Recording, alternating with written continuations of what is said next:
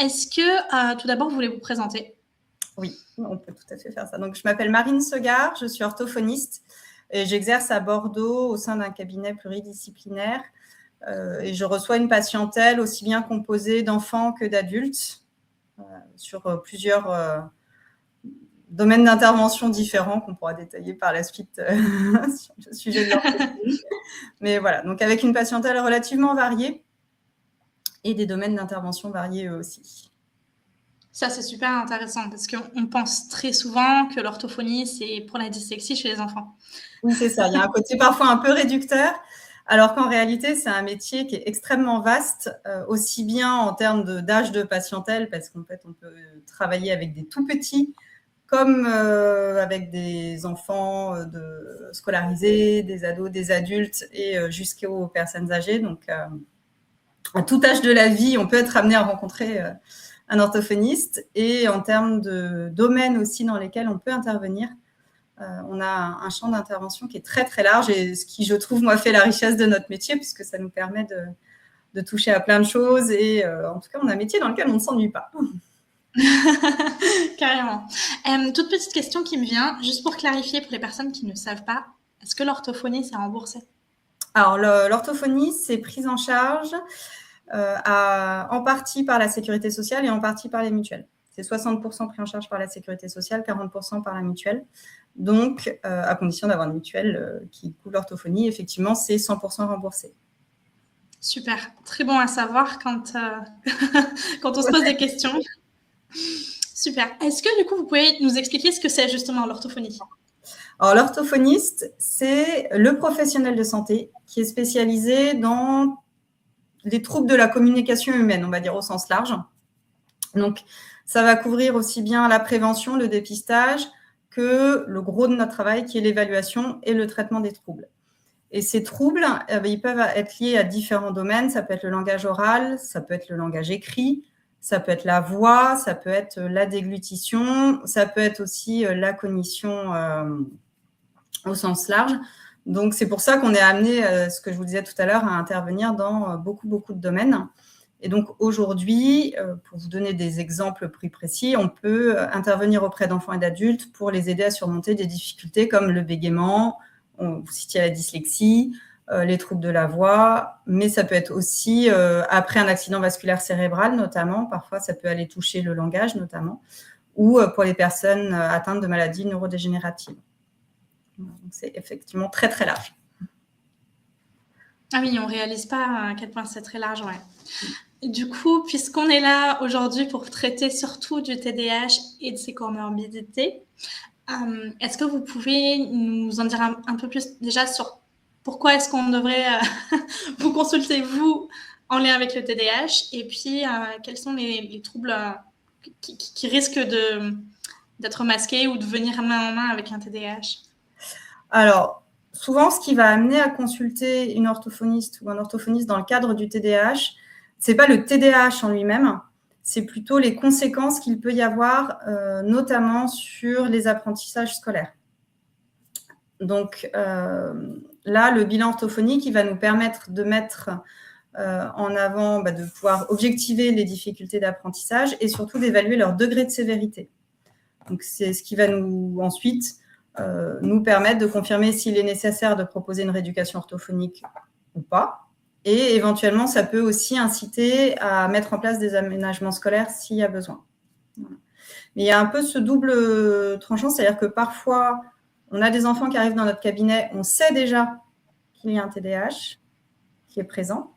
Mais parfois, c'est justement les difficultés d'apprentissage qui vont être un peu le déclencheur de la consultation. Et le rôle de l'orthophoniste, ça va être aussi de justement essayer de comprendre d'où viennent les difficultés d'apprentissage. Et c'est parfois l'orthophoniste qui va se dire, tiens, il y a l'air d'y avoir des difficultés attentionnelles, il y a l'air d'y avoir une hyperactivité motrice, en posant des questions, parce que bien évidemment, c'est pas l'observation clinique, on va dire, pendant notre temps de bilan, elle est extrêmement importante, mais c'est aussi toutes les questions qu'on va poser aux parents au préalable pour comprendre, pour bien connaître l'enfant et puis comprendre comment il fonctionne, que ce soit à la maison, à l'école, dans ses activités, etc. Et c'est vraiment la compilation de toutes ces informations qui vont parfois nous inciter à dire ça serait peut-être bien d'aller creuser aussi cette piste-là. Ce qui n'empêche pas de commencer une rééducation s'il y a vraiment des difficultés qui sont relevées. Souvent, c'est soit en langage écrit, soit en cognition mathématique. D'accord. Donc, les troubles de l'apprentissage, c'est ce qu'on appelait, il fut un temps, les troubles 10, c'est ça? Exactement, oui, tout à fait. D'accord. Et qui sont très souvent coexistants entre eux. C'est-à-dire que y a une étude, c'est en 2020, je crois, qui avait justement essayé d'évaluer un peu cette... vous parliez de comorbidité tout à l'heure, c'est exactement ça, c'est le terme qui est employé. Cette comorbidité des troubles entre eux et au niveau des enfants ayant ce qu'on appelle maintenant trouble spécifique du langage écrit, qui était autrefois appelé dyslexie. En fait, cette étude avait mis en évidence qu'il y aurait 30% de ces enfants avec dyslexie qui auraient aussi, par exemple, un trouble développemental du langage oral. Et pour le TDAH, cette coexistence, cette comorbidité avec le trouble du langage écrit, elle est évaluée à entre 25 et 40%. Voilà, c'est une fourchette relativement large, mais qui montre bien que la plupart du temps, quand il y a un trouble, il est rarement tout seul. D'accord. Est-ce que, pour les personnes qui découvrent, est-ce que vous pouvez lister ces troubles de l'apprentissage? Oui. Et expliquer un peu ce que ça veut dire, en fait. Les troubles des apprentissages, ils interviennent dans une grande famille, on va dire, qui est la famille des troubles neurodéveloppementaux. Les troubles neurodéveloppementaux contiennent les troubles spécifiques des apprentissages qui peuvent toucher soit le langage écrit, donc là, ça va être finalement tout ce qui est lecture, compréhension écrite et écriture, production écrite. Ça peut toucher la cognition mathématique, donc le sens du nombre et le raisonnement logique. Alors, moins vu comme un trouble des apprentissages, mais parce qu'en fait, c'est normalement un apprentissage implicite avec le bain de langage. Il y a aussi le trouble développemental du langage oral, qui, en général, est repéré un peu plus tôt, puisque le trouble du langage écrit, on commence à s'en rendre compte plutôt vers l'entrée en CP, alors que, voire quelques années plus tard, alors que pour certains enfants, le trouble du langage oral, s'il est un peu sévère, il va être visible dès la maternelle. Donc, il est un petit peu plus à part, parce qu'effectivement, ce n'est pas un apprentissage scolaire en tant que tel, mais ça reste en réalité un apprentissage de l'enfant, mais qui se fait habituellement de façon implicite dans le bain de langage. D'accord. Est-ce que la dyspraxie, je dis ça, est-ce que ça fait partie de ces troubles aussi? Alors, ça fait partie aussi de la famille des troubles neurodéveloppementaux. Ce n'est pas un trouble des apprentissages, mais c'est aujourd'hui, on appelle ça le trouble de la coordination motrice. Et effectivement, il y a dans la dyspraxie une notion aussi de trouble moteur, donc des difficultés. Ça peut être difficulté à se repérer dans l'espace géographique, parfois avoir du mal justement à courir, à faire du vélo, en fait à connaître son corps et à avoir la notion de son corps dans l'espace. Et ça peut aussi jouer au niveau de la graphie, enfin tout ce qui est en fait motricité fine, manipulation, etc. Donc ça peut aussi se retrouver un peu en cohabitation avec le trouble du langage écrit, c'est-à-dire que quand on a déjà du mal à connaître l'orthographe, si en plus il y a une dysgraphie qui se rajoute par-dessus, effectivement, ça renforce la difficulté. D'accord. Oui, donc il y a énormément de complexité et de subtilité finalement quand vous êtes face à une personne, parce que il y a pas mal de choses en fait qui pourraient ressembler à un TDAH ou à un autre trouble. Exact, ouais. Vous êtes vraiment là pour essayer de faire la différence entre les différents troubles et peut-être même aussi de conseiller d'autres professionnels. Exactement. Oui, là, c'est vraiment... Et pour ça, la façon dont notre bilan est construit, parce qu'il y a vraiment une architecture de bilan qui est commune pour tous les orthophonistes, on va toujours commencer notre bilan par ce qu'on appelle une phase d'anamnèse, qui est un questionnaire assez poussé sur le patient, reprendre un peu tout son historique de développement, notamment quand c'est un enfant. Alors, c'est sûr que quand c'est un adulte, on ne va pas les poser autant de questions sur les premières années de vie que quand ils sont petits. Mais voilà, l'idée, c'est d'essayer de récupérer un maximum d'informations qui vont nous permettre, couplées ensuite à la deuxième partie du bilan, qui sont les épreuves standardisées qu'on fait passer pour en fait évaluer le patient par rapport à la norme qu'on attend normalement pour son âge. On va coupler les deux pour justement essayer, donc déjà de poser un diagnostic, puisque le trouble spécifique des apprentissages en langage écrit, le trouble développemental du langage oral, le trouble de la cognition mathématique, ce sont des diagnostics orthophoniques. Donc, est-ce qu'on a suffisamment d'éléments pour pouvoir poser notre diagnostic? Et puis, justement, aussi identifier soit s'il y a un trouble comorbide, soit s'il y a d'autres pistes.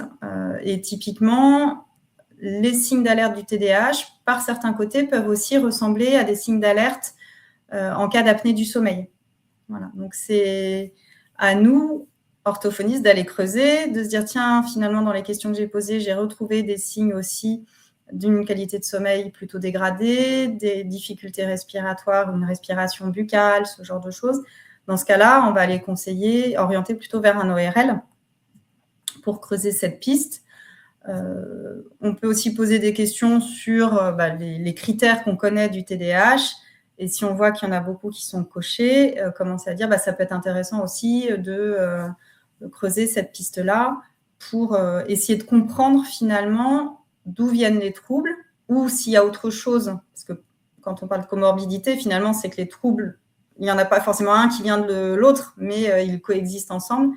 Et dans tous les cas, c'est intéressant de savoir comment le patient fonctionne et ce qui peut éventuellement venir rajouter une complexité à l'apprentissage ou au contraire, ce qui va être un de ses points de force.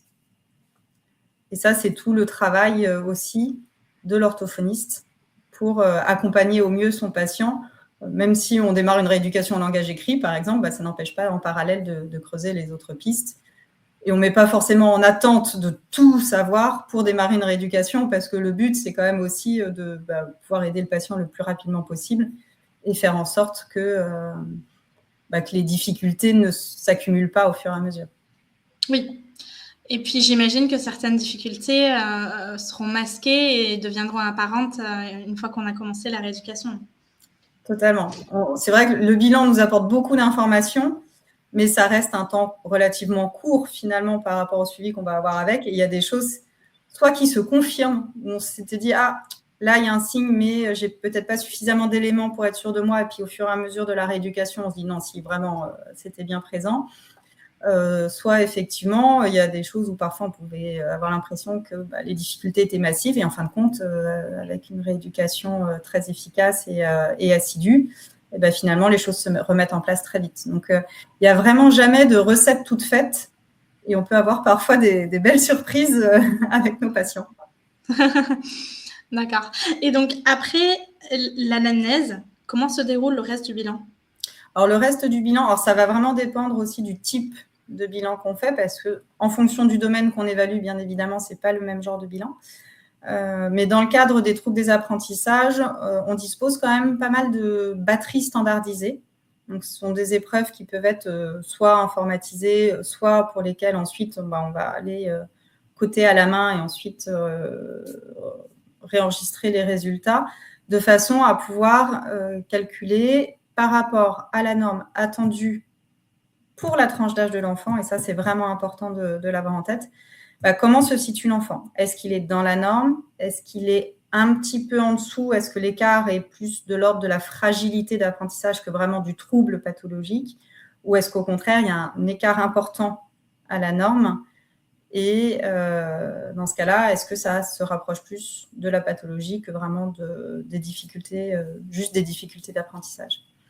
Donc, mais une fois encore, ce bilan, il va aussi être refait au bout d'un certain temps, puisque quand on fait un bilan, qu'on commence une rééducation, ça nous ouvre vis-à-vis de la sécurité sociale le droit à 50 séances. Et au bout de ces 50 séances, on refait un bilan, ce qu'on appelle un bilan de renouvellement. Et ce qui va nous permettre aussi, parfois, c'est l'évolution du bilan, notamment quand on voit les enfants très tôt. qui vont nous permettre de mesurer si finalement tout se remet plutôt dans la norme en fin de rééducation, c'est plutôt positif. Si l'écart persiste, effectivement, là, la pathologie est plus évidente. D'accord, ça c'est super intéressant. Du coup, le TDAH, c'est un trouble qu'on garde à vie, on ne peut pas en guérir. Oui. Tous les troubles neurodéveloppementaux. Est-ce que c'est ça? Donc les troubles de l'apprentissage, c'est pareil. Oui. La rééducation ne va pas nous faire guérir, sauf si on n'est pas dans la zone pathologique. Exactement. Mais par contre, tout l'intérêt de la rééducation, ça va être de réduire cet écart à la norme dont on parlait, de trouver aussi des stratégies de compensation, donc travailler sur l'ordinateur quand vraiment, on parlait de la dysgraphie tout à l'heure, si dysgraphie il y a, peut-être que pour certains, ça va être de travailler sur l'ordinateur qui va permettre de dépasser finalement ce handicap pénalisant. Donc, tout ça, effectivement, c'est le but de la rééducation, de façon générale, c'est de faire en sorte que le patient soit le plus fonctionnel possible, en fait, et que le trouble qui restera présent ait en fait, on va jouer sur le degré d'impact plus que se dire on va complètement éliminer le trouble. Et d'ailleurs, certains patients adultes nous disent, en fait, moi, maintenant, je peux très bien arriver à écrire, mais alors, dans les jours où je suis très fatiguée, certains types d'erreurs que je ne fais pas du tout normalement reviennent. Donc, on sent bien effectivement qu'il y a aussi une notion de fatigabilité et de persistance de ce trouble.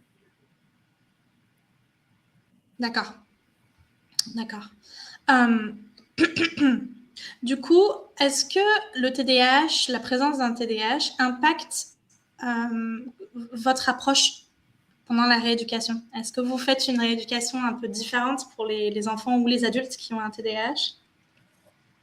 Alors, oui et non, dans le sens où finalement, pour chaque patient, on va s'adapter à son mode de fonctionnement. Dans le cadre d'un patient porteur de TDAH, il peut y avoir plusieurs choses qui rentrent en compte. Dans certains cas, le TDAH peut, par exemple, être traité avec un traitement médicamenteux.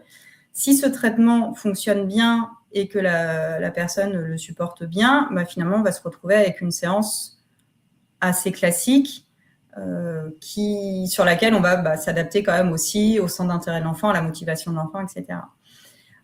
Quand il n'y a pas de traitement ou que le traitement, parce que parfois le traitement est tenté mais ne fonctionne pas bien, on va s'adapter aussi au mode de fonctionnement du patient. Ça va être par exemple tronçonner un peu les activités, essayer de faire des petites activités courtes, prévoir plus de petites pauses de façon à ce que si le patient a besoin de bouger, il puisse le faire.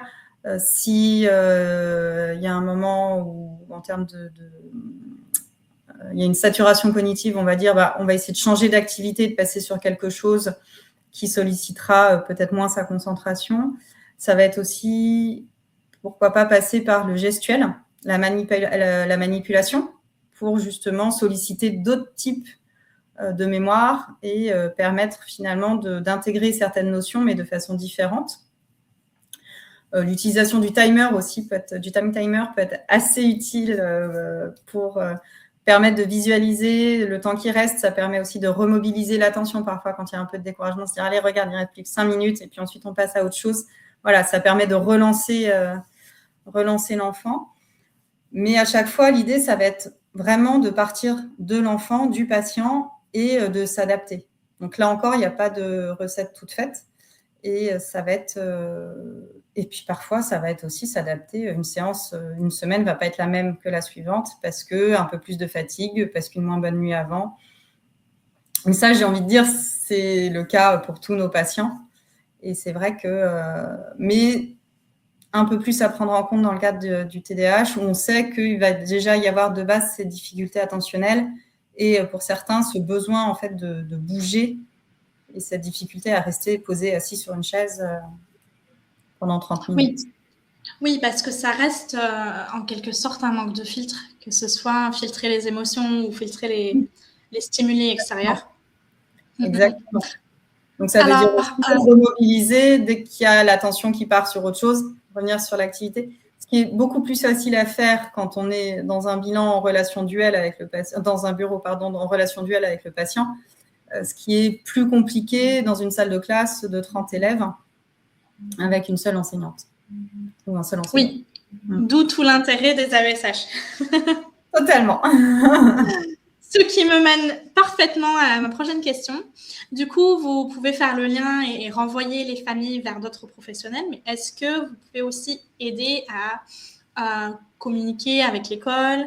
Je pense par exemple aux parents qui ne sont pas forcément concernés par ces troubles ou ne les connaissent pas encore. On peut proposer des adaptations, des aménagements à l'école, mais si on n'est pas professionnel, on ne sait pas forcément ce qui peut fonctionner, ce qui peut être cohérent ou même ce qui existe.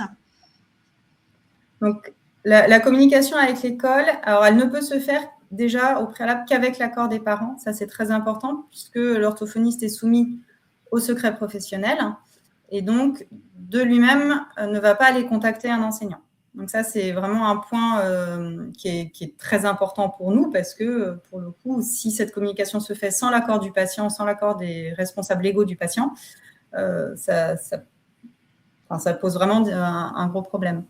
Mais si, effectivement, les parents sont d'accord, ça peut être très intéressant d'échanger avec l'enseignant, ne serait-ce que justement pour aussi bien se rendre compte des difficultés que moi, j'observe dans mon bureau. Est-ce que ce sont des difficultés généralisées? Est-ce qu'au contraire, il y a des choses que moi, je ne vois pas, mais qui apparaissent à l'école, etc.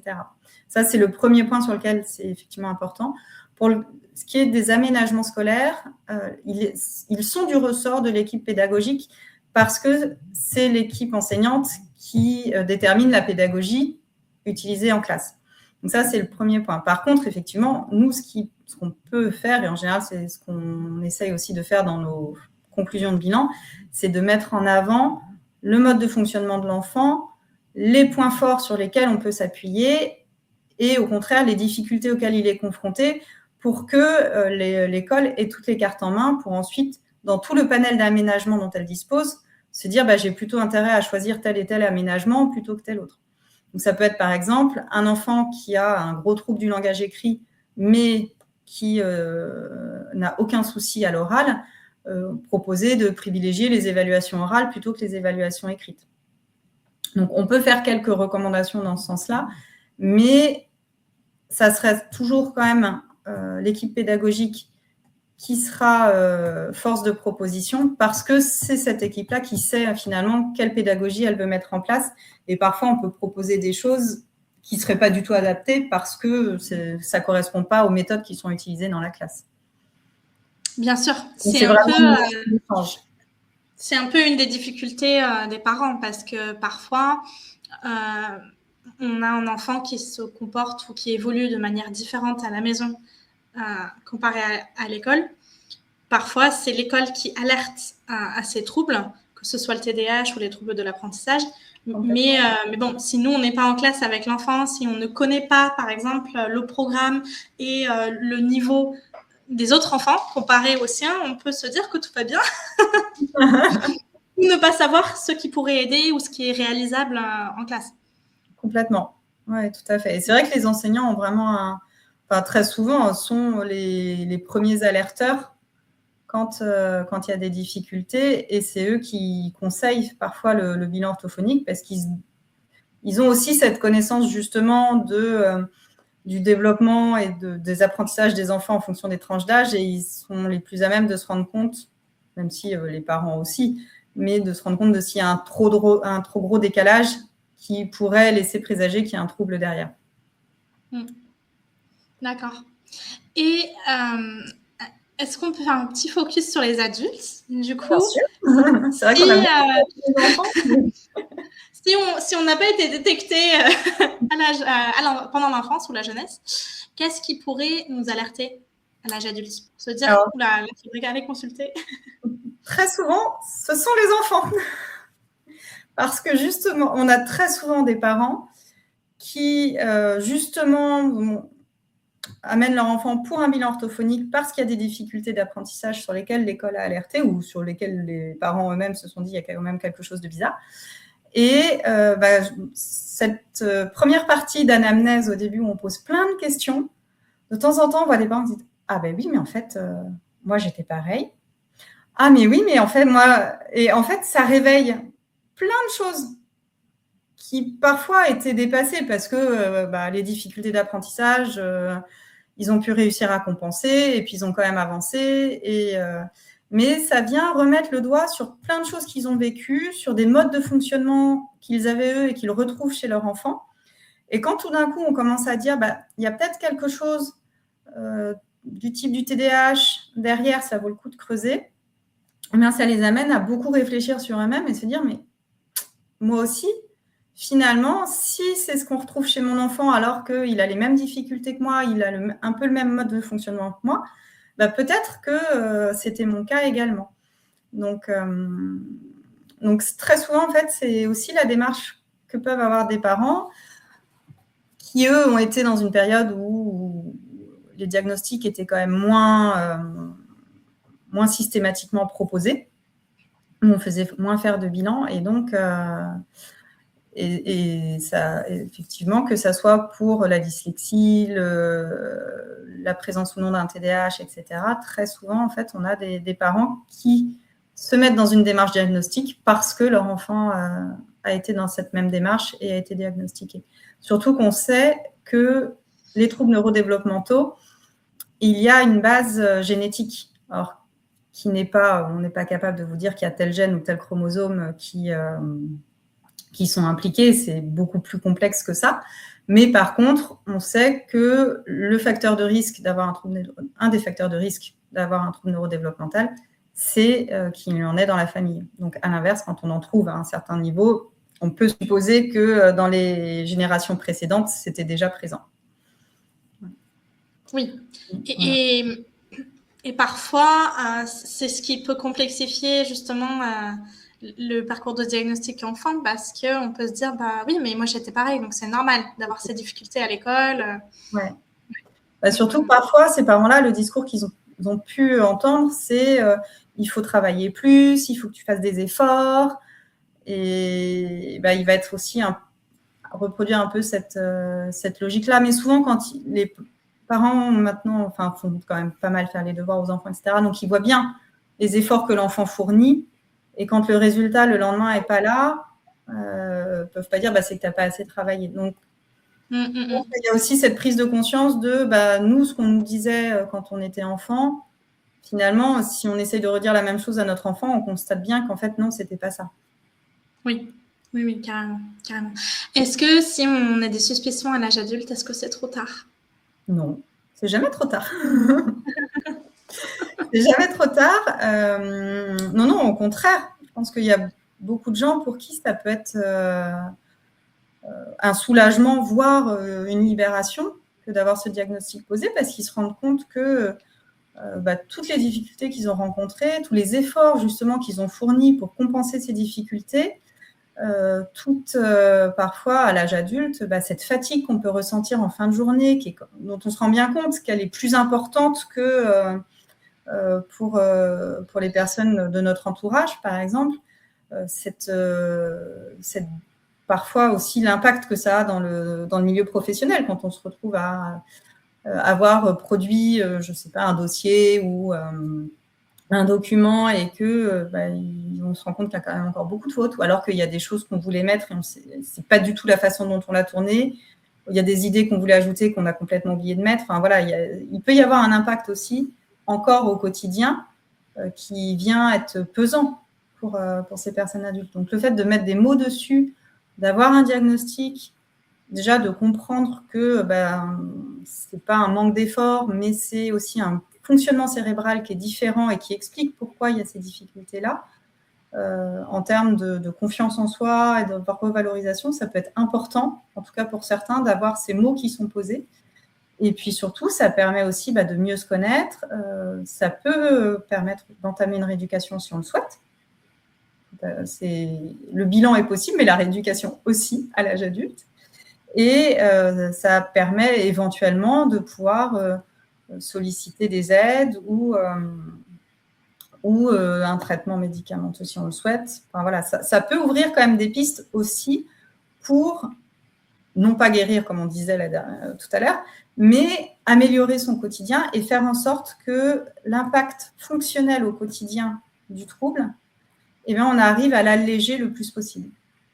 Oui, oui. Donc, on peut avoir des aménagements dans le cadre du travail aussi. Complètement. Et on peut faire un dossier MDPH Oui. en vue d'une reconnaissance RQTH. RQTH, ouais. Ouais, d'accord. Et est-ce qu'on peut avoir une RQTH même s'il n'y a pas de TDAH, mais juste un ou des troubles de l'apprentissage? Alors là, vous me posez une bonne question. Alors, j'ai pas de cas dans ma patientèle, donc je voudrais pas vous dire de bêtises. D'accord. Mais tout dépend, je pense, aussi du métier et de l'impact que ça peut avoir au quotidien. Alors, aujourd'hui, l'avancée des moyens technologiques fait quand même que les correcteurs orthographiques, le fait d'être à l'ordinateur, etc., fait qu'on a, je pense, de plus en plus de moyens de compensation qui viennent alléger l'impact d'un trouble des apprentissages qu'on aurait du type trouble du langage écrit ou trouble de la cognition mathématique avec les calculatrices. Et souvent, si vraiment le trouble de la cognition mathématique, par exemple, était massif, très souvent, en fait, les personnes touchées vont vers des métiers où elles ne seront pas moins mises en difficulté par ça, par exemple. Donc, oui, on a tendance à automatiquement se mettre en situation où on sera moins en difficulté. Mais voilà, si... Oui, bien sûr. Et c'est une des complexités, justement, pour diagnostiquer les adultes. C'est que très souvent, on a passé une vie entière à s'adapter, à trouver des solutions, et on se dit que c'est bon, je gère. C'est ça. Ouais. Donc peut-être que chez l'adulte, c'est moins... est-ce qu'on rencontre des difficultés, mais voilà...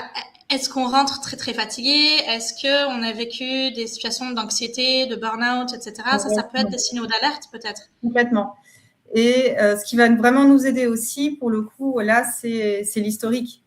Est-ce que ces difficultés, elles ont été présentes dès le début de la scolarité ou est-ce qu'elles sont apparues qu'en fin de scolarité, par exemple? Quels impacts elles ont eu? Comment est-ce que, par exemple, quelqu'un qui aurait voulu faire certains types d'études s'est finalement empêché de les faire parce qu'il y avait ces difficultés? Voilà, ça, oui, c'est vraiment un critère de diagnostic important. Et de plus en plus, on s'attache vraiment à essayer d'évaluer le degré de sévérité au quotidien, c'est-à-dire quel impact ça a sur le quotidien, à la fois familial, relationnel,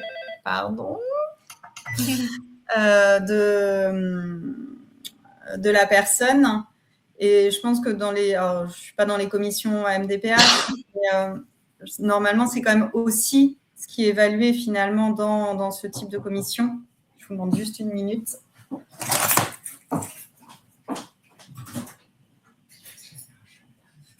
Je suis en... Excusez-moi. Donc oui, ce qui est évalué par la MDPH, c'est le degré d'invalidité, en fait, qu'entraîne le trouble.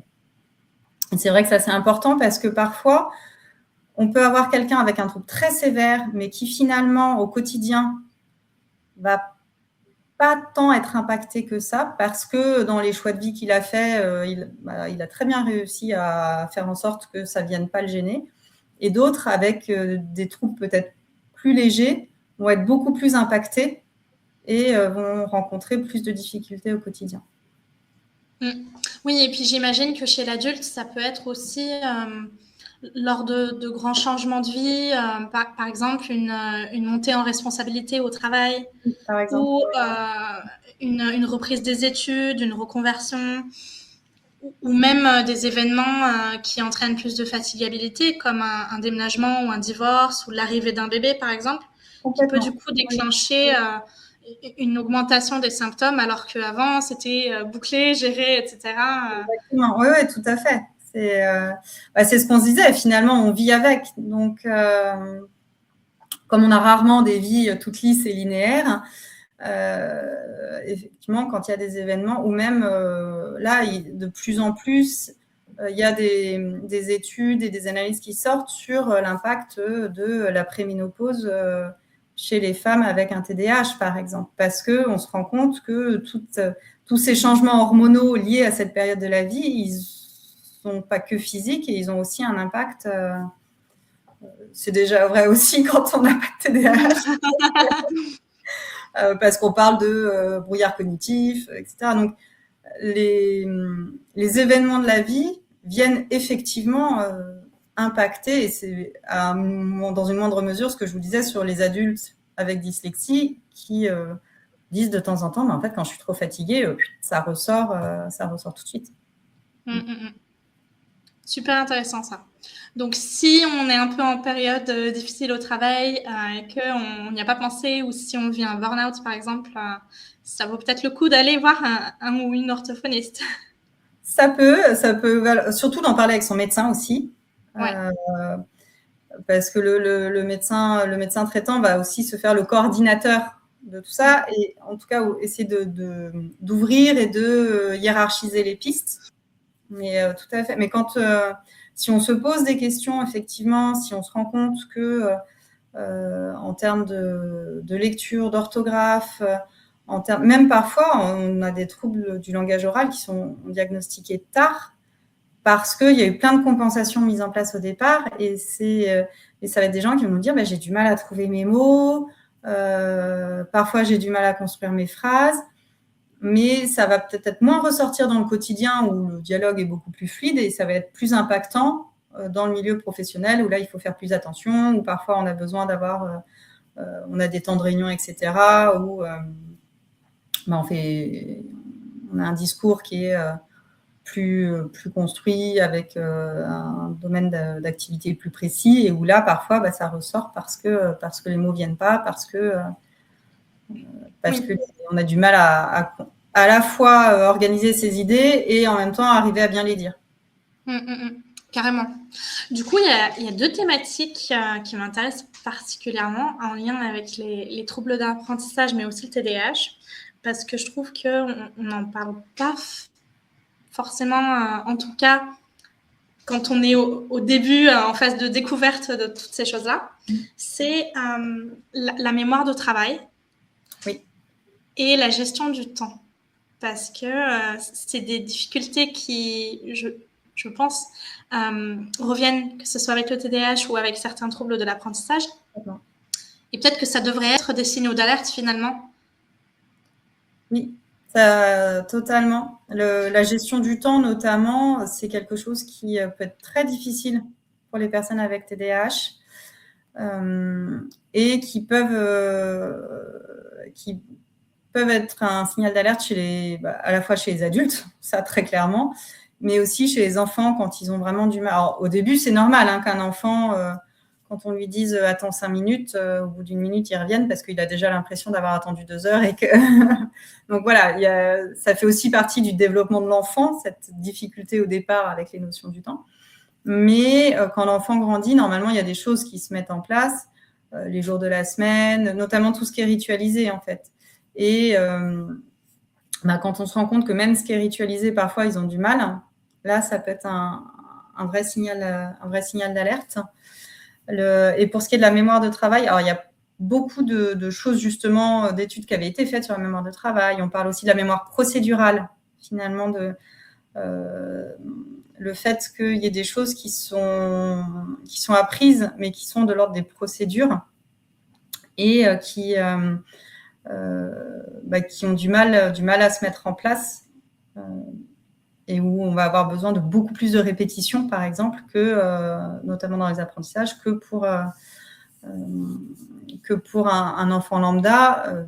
dans le cadre d'un trouble du langage oral, on sait par exemple qu'il faut qu'un mot soit présenté de façon beaucoup plus fréquente à un enfant qui a un trouble du langage oral pour que le mot soit acquis dans son vocabulaire par rapport à un enfant ordinaire. Donc, il y a vraiment ces notions de fréquence et ces notions de mémoire et de difficulté de mémorisation. C'est souvent quelque chose qui rentre en ligne de compte dans ces troubles d'apprentissage. Complètement. Et juste pour approfondir un peu plus le concept de mémoire de travail, est-ce que, voilà, c'est pas juste oublier quelque chose, mais ça peut être, on croit avoir retenu, et 3 jours après, on oublie ou... C'est ça. C'est-à-dire que ça peut être aussi, je pense que beaucoup l'ont expérimenté avec leurs enfants, on a passé une soirée à apprendre les mots de la dictée et ils les connaissaient très bien le soir même, et le lendemain, au moment de la dictée, il n'y avait plus rien. Ouais. Ou alors plein de fautes. Donc Oui. c'est vrai, ça c'est ce côté un peu où on a du mal, quand on n'a pas ces difficultés de mémorisation, on a du mal à comprendre pourquoi est-ce que le soir c'était parfait et le lendemain matin. Et là, il y a plusieurs pistes qui peuvent rentrer en ligne de compte. Il y a effectivement des difficultés de mémorisation, d'ancrage finalement des apprentissages. On parlait d'apnée du sommeil au tout début. Ça fait partie des pistes aussi qu'on observe parce que on sait qu'un sommeil qui va être perturbé, même si on a l'impression que l'enfant a fait une bonne nuit, en fait, c'est ça qui peut être traître. C'est que on va avoir un enfant qui peut parfois rapidement s'endormir, qui ne va pas se relever la nuit, sauf qu'en fait, si les voies respiratoires sont un peu bloquées parce que la bouche est ouverte, parce qu'il respire par la bouche et la langue s'affaisse vers le fond de la gorge, ou parce qu'il y a des grosses amygdales, des grosses végétations, etc., en fait, le cerveau va rester en vigilance et puis de temps en temps va provoquer un micro-réveil pour qu'on bouge et qu'on reprenne bien sa respiration, et puisque c'est quand même la respiration qui est en ordre de priorité le plus vital. Donc, le sommeil va être perturbé, et notamment la phase de sommeil profond qu'on n'atteint pas tout de suite dans les phases de sommeil, elle peut soit être très courte, soit même ne jamais être atteinte s'il y a beaucoup de micro-réveils. Donc, cette phase-là, ça reste quand même la phase aussi d'ancrage de la mémoire. C'est-à-dire que c'est un peu comme si tous les apprentissages de la journée étaient mis sur une clé USB, et que pendant la phase de sommeil profond, la clé USB va aller décharger toutes ces données dans la mémoire de l'ordinateur qui est notre cerveau. Et donc, si on n'a pas, ou si cette phase de sommeil profond, elle est extrêmement perturbée, et tout ce qui était très bien mis dans la clé USB au départ ne se retrouve pas dans la mémoire de l'ordinateur, ce qui peut expliquer que le lendemain matin, alors que l'enfant connaissait ses tables de multiplication ou ses mots de dictée sur le bout des doigts en se couchant la veille, le lendemain, il n'y est plus rien. Et très souvent, on se rend compte aussi que ces difficultés respiratoires pendant le sommeil, on les retrouve chez les enfants et chez les adultes avec un TDAH. Trop bien. Et le sommeil, de toute façon, peut aussi être perturbé par le TDAH parce que il peut y avoir de grosses difficultés d'endormissement, de réveil pendant la nuit, etc. Parce qu'il y a aussi cette notion d'hyperactivité ou d'hyperactivité cérébrale qui va faire que c'est très dur de s'endormir. Oui, l'hyperactivité n'est pas seulement motrice, elle peut être cérébrale. Elle n'est pas seulement motrice, non, complètement. Elle peut être aussi cérébrale. Ouais. Et les traitements qui peuvent très bien fonctionner pour la journée peuvent aussi avoir des effets secondaires la nuit. C'est pour ça que c'est toujours très complexe. C'est pour ça que c'est toujours très important aussi d'avoir un médecin dans la boucle par rapport à ça. Les traitements pour le TDAH, ils sont surveillés de très très près. Ça peut vraiment être très utile quand on a un enfant ou même un adulte qui a beaucoup de mal à gérer son TDAH. Parfois, c'est le jour et la nuit, quand il est moins fatigué le soir, quand il a l'impression de pouvoir plus se poser. Ça permet quand même aussi de mieux assimiler les apprentissages pour les enfants, etc. Mais ça doit toujours être bien monitoré et effectivement bien surveillé pour être sûr qu'il n'y ait pas d'effets secondaires trop gênants pour l'enfant ou pour l'adulte. Ça me fait penser un peu au fait que jusqu'à récemment, le TDAH était souvent caricaturé un peu par cette hyperactivité motrice. Oui. Que du coup, des personnes, souvent des filles ou voilà, des personnes qui avaient une hyperactivité plutôt cérébrale et du coup une grosse fatigabilité passaient un peu entre les maillons du filet. Oui, exactement. Ouais. Mais du coup, voilà, c'est vrai que ça reste un groupe de handicaps qui sont invisibles et une très très grosse fatigabilité devrait alerter, que ce soit chez un enfant ou un adulte. Oui, de toute façon, que pour un enfant ou un adulte, de se lever fatigué le matin ou d'avoir un gros coup de fatigue dans la journée, de se retrouver très très fatigué le soir au point de s'empêcher de faire certaines activités parce que vraiment on n'en a plus l'énergie. De façon générale, ça fait partie des signaux d'alerte. Et effectivement, moi je l'ai vu avec certains patients, même patients adultes, qui diagnostiquaient tard et qui ont commencé un traitement médicamenteux tard, dire mais en fait c'est extraordinaire, là j'arrive à faire des choses le soir alors qu'avant je rentrais du travail, je m'écroulais et il se passait plus rien en fait. Donc c'est vrai que c'est important de s'écouter et surtout de se dire que si j'ai l'impression qu'il y a quelque chose qui ne va pas, de creuser. Et peut-être que finalement c'était juste une carence mais en tout cas, de s'écouter et d'essayer effectivement de pointer un peu les signaux qui peuvent permettre d'aller creuser un peu plus loin. Oui, très souvent, on a beaucoup été critiqués et on a internalisé cette petite voix qui nous dit t'es feignant ou feignante, tu dois travailler plus, les autres y arrivent, alors pourquoi pas toi? Et pourtant, tu es intelligent, et pourtant, tu as les capacités, il faut juste en faire un peu plus. C'est ça. Et du coup, on peut devenir son propre bourreau un peu et s'empêcher justement d'aller chercher des raisons et d'aller chercher des solutions. Oui, surtout quand vous le dites, on a réussi à mettre en place des compensations, que finalement on s'en sort pas trop mal et qu'on se dit bon en fait non, c'est juste que de temps en temps je suis fatiguée, mais globalement j'y arrive. Ouais. Et en général, c'est là où effectivement ça rejoint ce qu'on disait tout à l'heure, c'est quand il y a un événement de vie un peu particulier, un peu plus marquant, que les stratégies de compensation qu'on a si bien réussi à mettre en place commencent un peu à vaciller. Là, on se dit, non, en fait, il y a vraiment quand même quelque chose. Donc, carrément.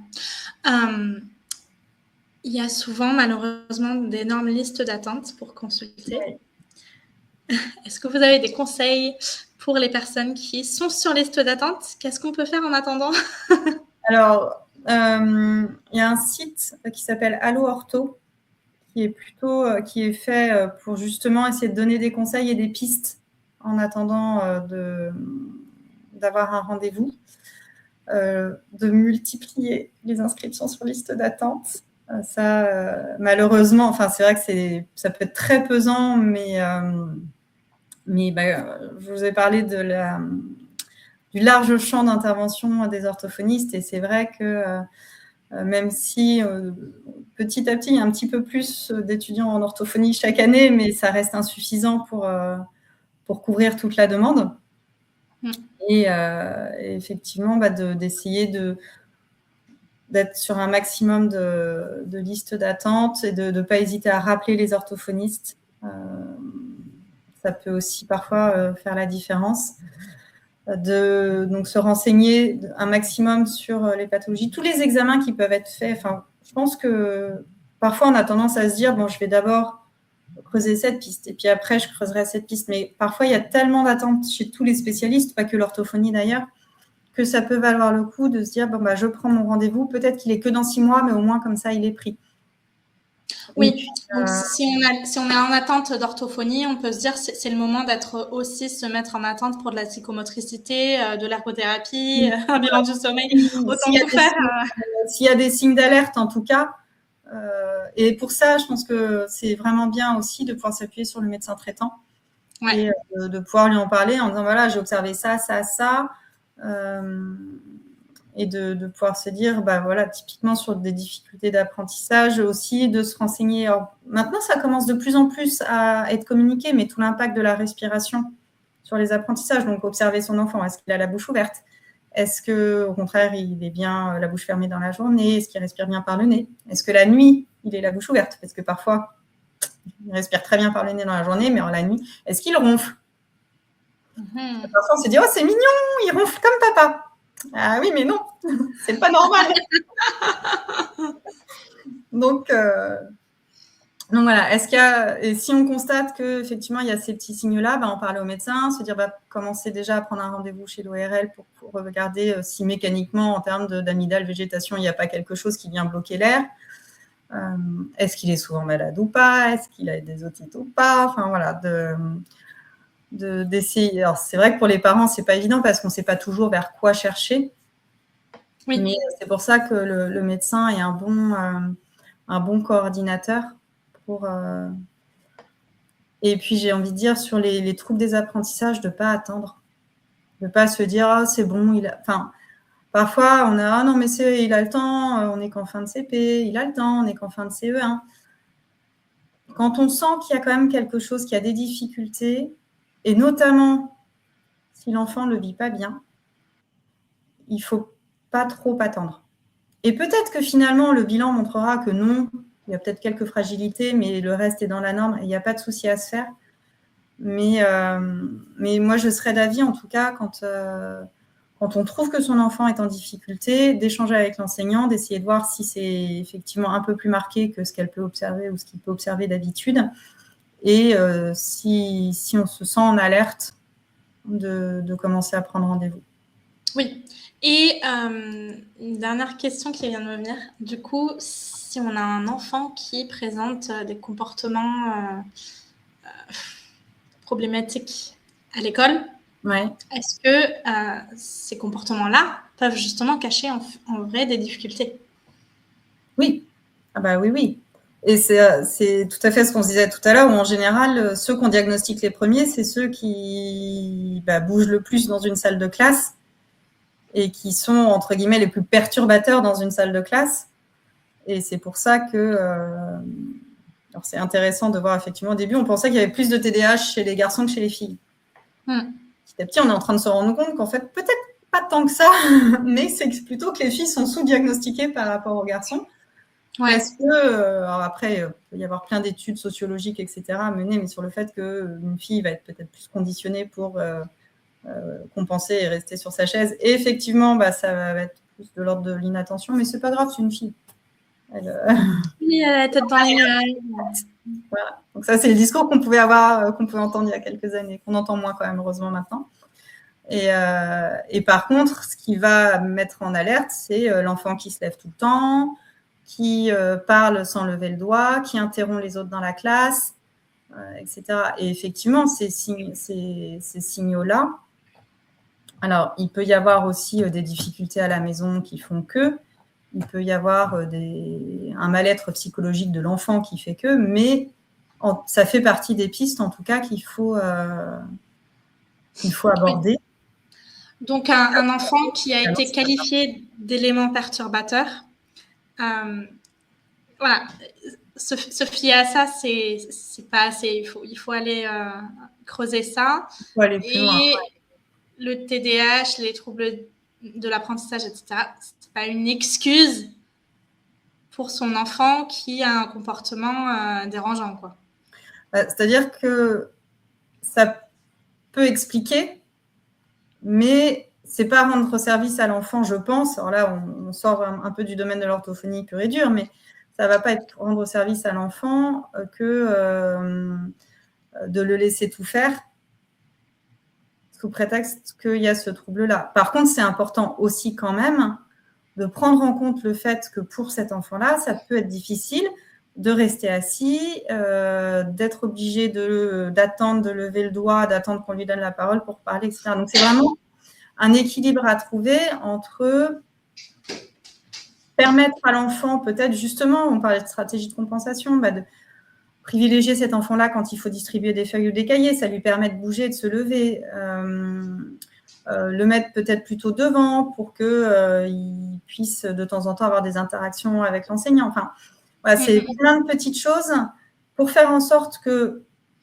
pour l'enfant, ça ne soit pas non plus un carcan dans lequel il va se retrouver en échec en permanence parce qu'on va lui dire « t'es trop bavard, t'es pas sage », etc.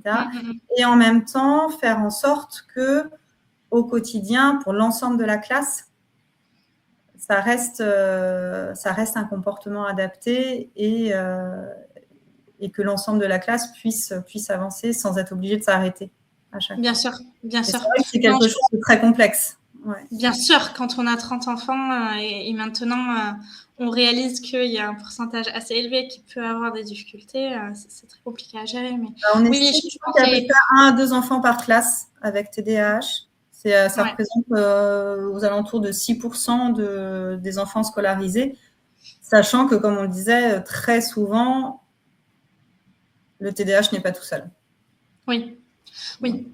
Mais je pensais surtout aux clichés un peu qu'on peut retrouver, surtout venant de personnes qui ne sont pas sensibilisées, qui vont dire « Oui, enfin, encore un TDAH, c'est une mode, c'est une excuse des parents parce que l'enfant est mal élevé, etc. » Non, enfin, le côté c'est une mode, ce qu'il faut quand même bien avoir en tête, c'est qu'on diagnostique beaucoup mieux et plus aujourd'hui, je pense. En tout cas, on laisse moins attendre et ça fait partie des pistes qu'on explore quand même plus tôt qu'avant. Et effectivement, après, c'est tout un jeu de faire connaître en fait comment fonctionne une personne avec TDAH, sachant qu'après, c'est encore aussi propre à chacun, mais quels sont l'impact en fait du TDAH dans la relation sociale pour que on puisse aussi un peu, enfin que l'adulte puisse s'adapter et en tenir compte. Oui. Donc c'est un vrai trouble qui nécessite un accompagnement professionnel. Complètement, oui, totalement, à tout âge. Ça, c'est important aussi de le dire et c'est ce qu'on se disait sur les adultes. Finalement, il ne faut pas dire maintenant je suis adulte, ça ne m'apportera rien. Ce n'est pas vrai. Or, pour certains, peut-être que oui, parce que finalement, ils ont réussi à mettre en place tellement de stratégies et à très bien compenser. Et ils ont construit une vie dans laquelle le TDAH va moins les gêner. Mais effectivement, c'est important de sensibiliser au maximum pour qu'on sorte aussi effectivement de ce côté un enfant qui bouge, c'est forcément qu'il est mal élevé. Non. Il y a d'autres pistes aussi à explorer. Oui, c'est plus complexe que ça. Ouais. C'est ça, exactement. Merci beaucoup. Avec grand plaisir.